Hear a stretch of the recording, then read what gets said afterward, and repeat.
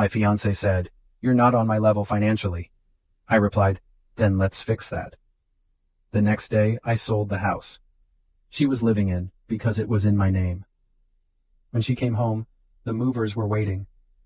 I, 33 male, am still trying to process the last 48 hours. It feels like I pulled the pin on a grenade and just calmly watched it go off. My fiancée, Celeste, 30, and I have been together for 4 years, engaged for the last 6 months. We've been living together for about 2 years in a nice 3-bedroom house. It was my parents' house, which I inherited free and clear when they passed away a few years back. This is a key detail. I also inherited the family business. It's not flashy. We make high-tolerance precision parts for medical and aerospace tech. It's a solid, profitable company. I don't live like a high roller. I drive a reliable pickup truck, I wear jeans and polos to work, and I don't flash cash. I've always been a stealth wealth kind of guy. Celeste works in marketing. She makes decent money, but she lives on 110% of it. Leased luxury import, designer bags, which I often paid for, always talking about her image and brand. I thought it was just a quirk. Harmless, really. She never asked about my finances. Not really. She just assumed. She assumed I had a big mortgage on the house.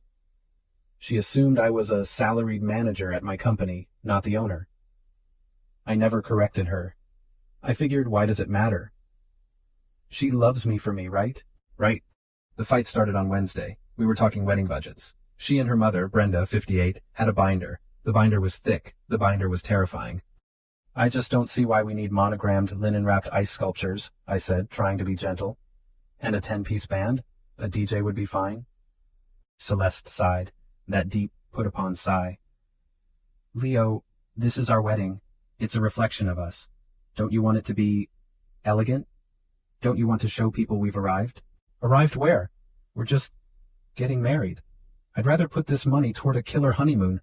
Or, our future." Brenda, who was on speakerphone, chimed in. "Leo, dear, a wedding is the future. It's the foundational event. You have to invest in it.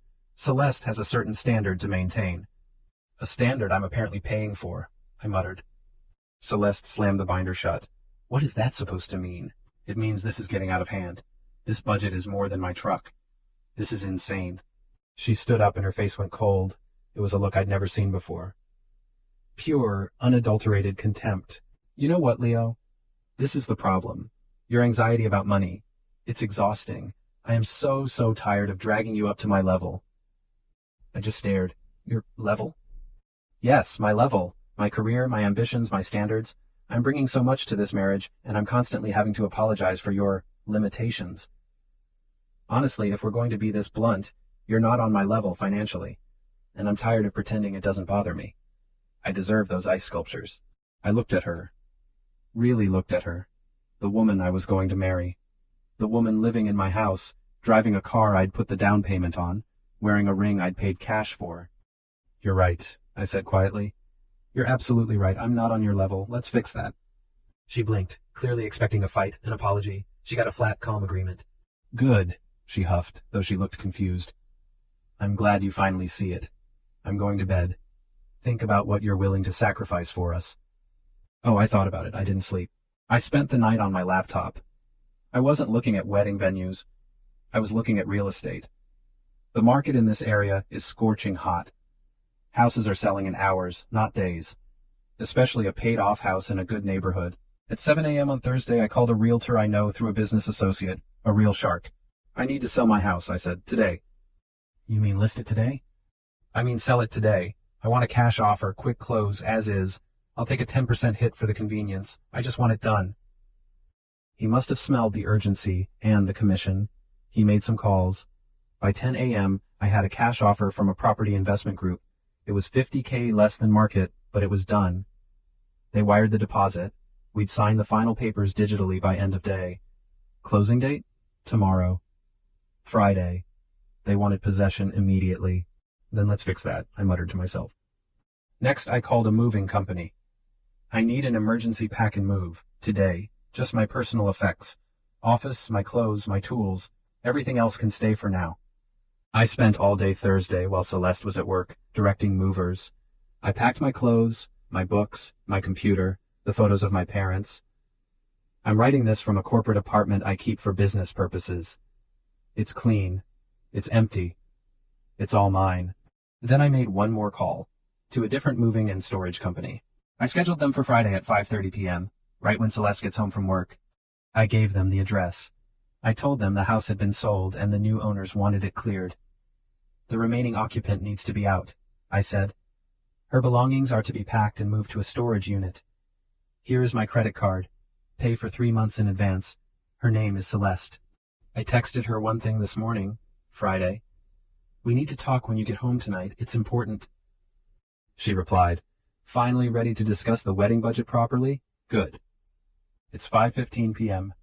The mover should be arriving at the house any minute. She'll be there in 10. I've already signed the final sale documents. The money is in my account. The house is no longer mine. She wanted me to fix my financial level, so I liquidated the asset she was living in. I'm terrified. I'm relieved. I'm numb. I have no idea what's about to happen, but I know it's the end. And I know this is the right thing to do. Update 1. Okay, it's been 24 hours. The grenade went off. The shrapnel is everywhere. I want to thank everyone for the comments, validating to know I'm not crazy. I wasn't there for the main event. I couldn't be. Ms. Alvarez, the lawyer I retained yesterday morning, told me it was best to be completely off-site, but I got a play-by-play from the moving company supervisor, and a lot of missed calls. Like a lot. The supervisor, let's call him Hector, was a total pro. He said they arrived at 5:25 p.m. He had the work order. He rang the bell. No answer. He was about to call me when Celeste pulled into the driveway in her leased car. Hector, Ms. Celeste? Celeste, apparently annoyed. Yes, who are you? I didn't order any movers. Hector. We were contracted to clear this residence, ma'am. The property has been sold. We're here to pack your belongings and transport them to a storage unit. Celeste, laughing, according to Hector. I think you have the wrong house, buddy. My fiancé and I are just... Wait, is this Leo's idea of a joke? To move us to a bigger house? Hector. No joke, ma'am. The property at address was sold. The new owners require it to be vacant by 8 p.m. tonight. We have a team ready. Hector said her face just collapsed. She fumbled for her phone. That's when I got the first 12 missed calls, all while I was in a meeting with my lawyer who had advised me to put my phone on silent. Celeste apparently tried to block the movers from entering. You can't come in. This is my house. I'm calling the police. Hector, again, total pro. Ma'am, we have a work order signed by the property owner, Mr. Leo, my last name, and a copy of the new title transfer. If you'd like to call the police, that's fine. We'll wait. She did. Oh, she did. While she was on the phone, screaming into it, Brenda, her mother, pulled up. She was apparently coming over for dinner to strategize about the wedding. Brenda. Celeste, honey, what's wrong? Who are these men? Celeste. Leo's lost his mind. He's throwing us out. He sold the house. This is when the real screaming started. Brenda apparently tried to physically push Hector. He just stepped aside. Ma'am, please don't assault my staff. The police are on their way. 2 officers arrived. Celeste and Brenda both rushed them, crying, hysterical. He's crazy. He's abusive. He locked us out. He's stealing our things. The senior officer talked to them, then walked over to Hector, who calmly handed him the paperwork. The officer read it again. Looked at the house, then at Celeste. Officer, ma'am, who is Leo? My last name. Celeste, he's my fiancé. He lives here. Officer, well, according to this title document, he did live here, but he sold the property. It closed this afternoon. Is your name on the deed? Celeste, no, but we're engaged. It's our house. Officer, legally, ma'am, it's not. It was his property and he sold it. He's contracted these gentlemen to move. Are these your belongings? Brenda, of course they are. This is illegal eviction. Officer, ma'am, eviction is for tenants. Was your daughter paying rent? Is there a lease? Celeste, no, we're in a relationship. He's supposed to take care of me. The officer just sighed. Ma'am, this is a civil matter, not a criminal one. He sold his own house. He's even paying to move your belongings to storage. I can't stop them. This, Hector said, is when Celeste went nuclear. She ran inside and tried to lock the door, but the movers were already in the foyer. She apparently grabbed a hideous vase Brenda had given us, thank God, and threatened to smash it. Hector, on the phone to me, which I finally answered. Mr. Leo, Your ex-fiancée is threatening to destroy property. The officers are still here. Me. Hector, nothing in that house is mine anymore. It belongs to the new owners. If she breaks anything, that's vandalism of their property. Put the officer on the phone. Me to the officer. Officer, I'm the former owner. The house is sold. I'm not pressing charges for anything. The new owners might. I just want her and her belongings out so I can fulfill my end of the sales contract. I've paid for her things to be stored safely. The officer talked her down. She eventually dissolved into a sobbing mess on the lawn while the movers, in record time, packed up her entire life. Her clothes, her shoes, her image. The custom-built walk-in closet system she'd had me install. They took that too. Ripped it right out of the walls. I got 28 more missed calls and a string of texts that I've already forwarded to Ms. Alvarez. You bastard! My life is ruined. Where am I supposed to live? Brenda is having a heart attack. This is your fault. You will not get away with this. And my personal favorite. I'm calling your boss at the company. You'll be fired for this. I'm the boss, Celeste. I own the company. She's at Brenda's house. The storage unit key and address were left with Brenda. My lawyer is drafting a formal cease and desist letter. I slept on the couch in the corporate apartment. Slept like a baby. Update 2. It's been a week. The entitlement has, as many of you predicted, escalated to levels I didn't think were humanly possible. They aren't just doubling down. They're building a whole new fortress of delusion. First, the legal threats. Ms. Alvarez got a letter from Celeste's new lawyer. It was a work of art. It accused me of constructive eviction, intentional infliction of emotional distress, and fraudulent misrepresentation. Apparently, by not telling her I was wealthy, I had fraudulently induced her into a relationship under false pretenses. Yes, you read that right. She is claiming I tricked her into loving me by not being as poor as she thought. Ms. Alvarez had a field day with the response. She calmly pointed out that Celeste was never a tenant, but a guest. I had a fiduciary duty to the new buyers to deliver a vacant property, which I did. I paid out of pocket to have her belongings professionally packed and stored for 3 months as a courtesy she was in no way entitled to. And my personal favorite, Miss Celeste's claim of fraudulent misrepresentation is novel. Is she asserting that she would not have entered into a relationship with my client had she known he was financially successful? Or is she asserting that his perceived lack of funds was the only reason she was with him, and she is now distressed to learn she miscalculated her investment? Please clarify. We have not heard back on that point. But the dirty tricks have started, and they're not even good tricks. Dirty trick number 1, the welfare check. On Monday, 2 police officers showed up at my apartment. Not the house, my private apartment. Celeste's mother, Brenda, had called them. She claimed I was suicidal, depressed, and a danger to myself after the traumatic breakup. She told them I'd given away all my possessions by selling my house and was holed up. I had to stand there in my pajamas and explain to 2 very tired cops that I was perfectly fine. Me. Officers, my ex-fiancée and her mother are retaliating against me because I sold my own property. Cop. Sir, we have to ask, are you feeling like you want to harm yourself? Me? No. I'm feeling like I want to drink my coffee. I'm in the middle of a work call. Here's my lawyer's card. Please add this to the growing file of harassment. They left, apologizing for the bother. It was mortifying. Dirty trick number 2, the business call. Celeste, true to her word, tried to get me fired. She didn't know who my boss was, so she just called the main line of my company. She got Barb, our receptionist, who has worked for my family for 25 years and basically co-raised me. Celeste, screaming, I need to speak to Leo's manager. He is mentally unstable and a corporate liability. Barb, in her signature deadpan.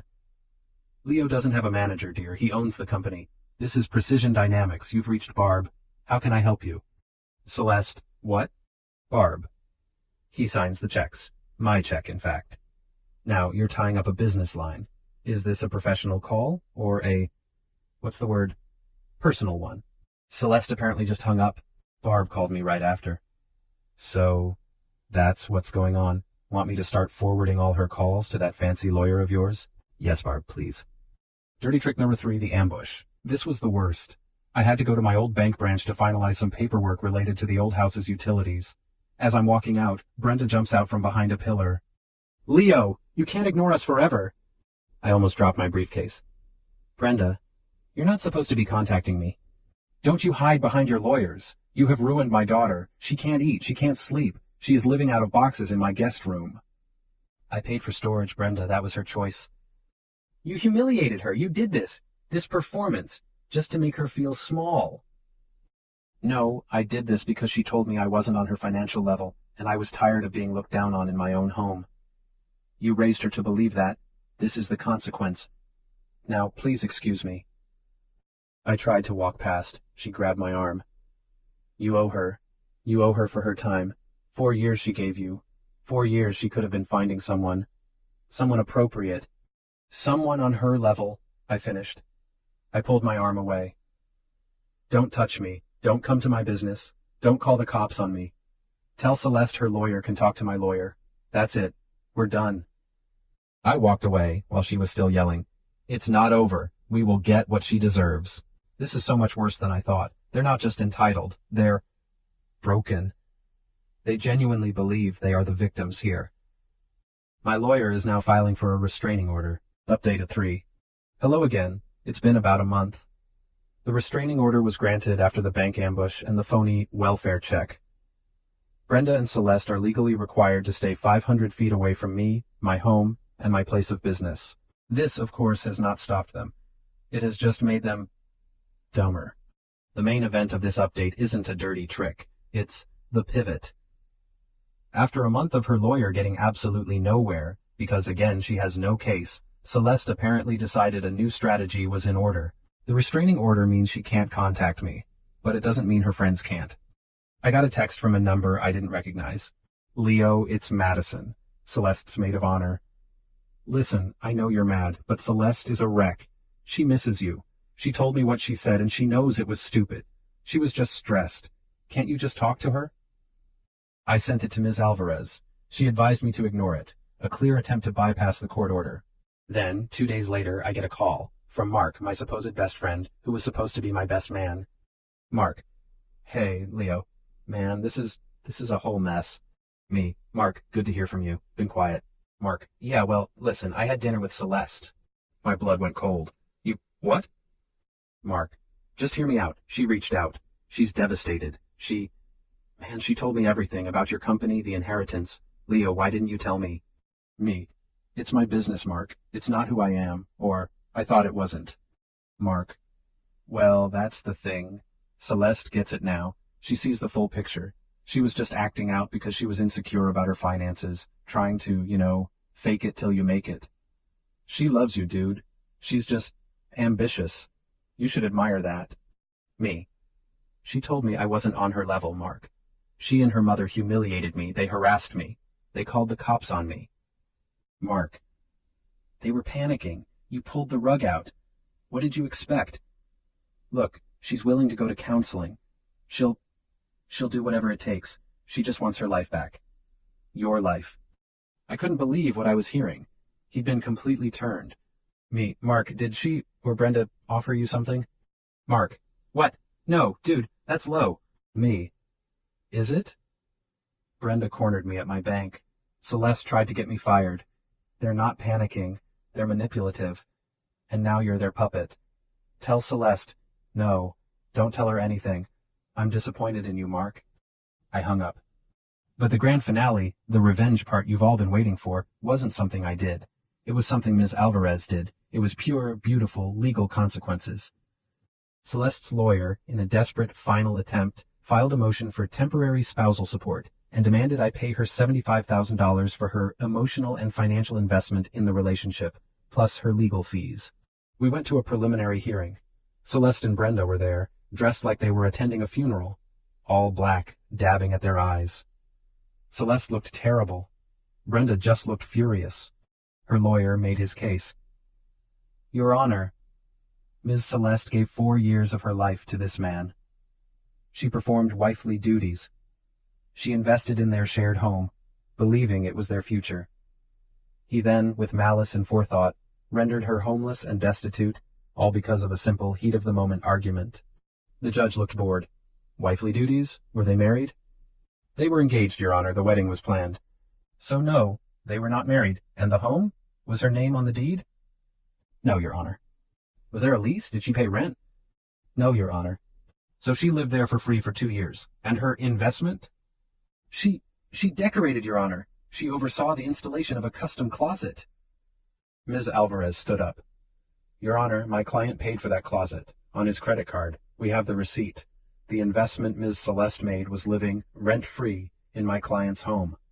Her claim to destitution is also misleading. She is employed, and her distress stems not from a loss of love, but from a loss of perceived financial gain. Then she delivered the killing blow. In fact, Your Honor, we are the ones with a financial claim. Ms. Celeste is still in possession of a $20,000 engagement ring, which was a conditional gift given in contemplation of a marriage she effectively terminated. We have formally requested its return, and she has refused. We are filing a countersuit for replevin.